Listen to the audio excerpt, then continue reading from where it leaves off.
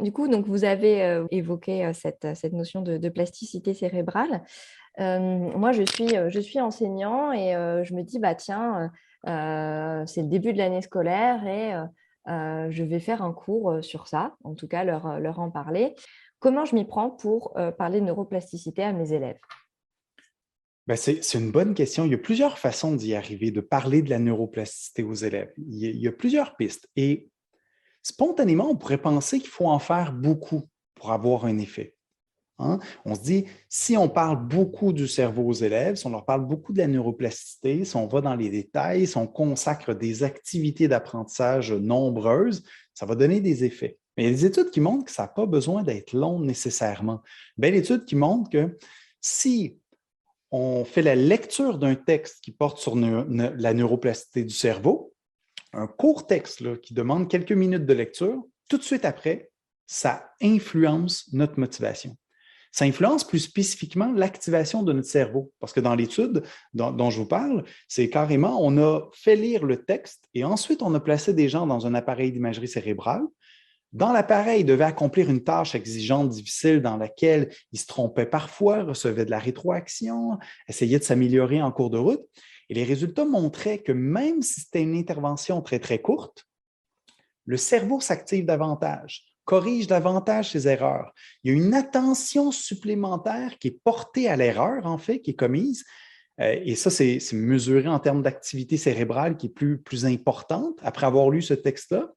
Et donc, c'est ça, on fait la tâche, on commet certaines erreurs, on se rend compte qu'on commet des erreurs, et là, le cerveau s'active très fortement et les gens ont tendance à corriger davantage leurs erreurs après avoir lu ce texte qui influence en faveur de la neuroplasticité du cerveau. C'est-à-dire que c'est un texte qui porte sur la neuroplasticité du cerveau et donc qui provoque un état d'esprit plus dynamique dans lequel on se met à croire que notre cerveau n'est pas fixe, il peut s'améliorer.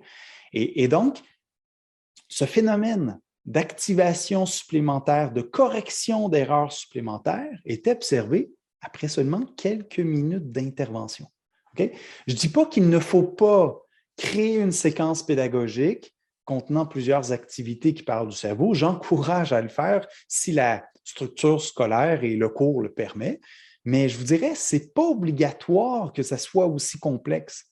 On peut présenter une courte vidéo dans laquelle on voit des neurones qui se connectent, qui se modifient à la suite de l'apprentissage et juste le mentionner aux élèves, en parler. On peut faire lire un texte sur la neuroplasticité. On peut, dans un contexte, par exemple, de compréhension de lecture en français, on peut faire lire un texte sur la neuroplasticité et c'est un prétexte pour faire connaître cette notion, ce concept, cette caractéristique du cerveau, la neuroplasticité. On peut aussi en parler informellement aux élèves, je vous dirais. Hein? On enseigne les mathématiques et pendant qu'on enseigne les mathématiques, on peut glisser un petit mot. Hey, on va faire des exercices tantôt, on va faire travailler notre cerveau. Vous savez, quand on s'exerce, notre cerveau s'active et les connexions neuronales changent et c'est pour ça qu'on s'améliore petit à petit, un exercice, un entraînement à la fois.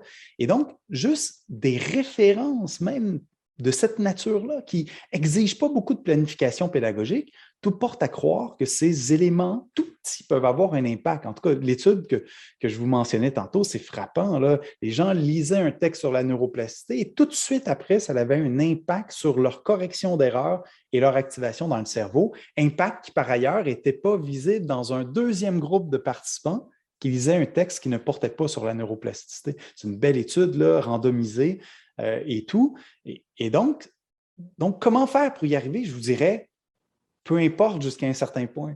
Mais faites connaître cette notion de neuroplasticité aux élèves d'une façon ou d'une autre. Et à ce moment-là, on peut espérer que pour certains élèves, en tout cas, ça ait un impact sur leur motivation et peut-être même sur leur réussite scolaire. Oui.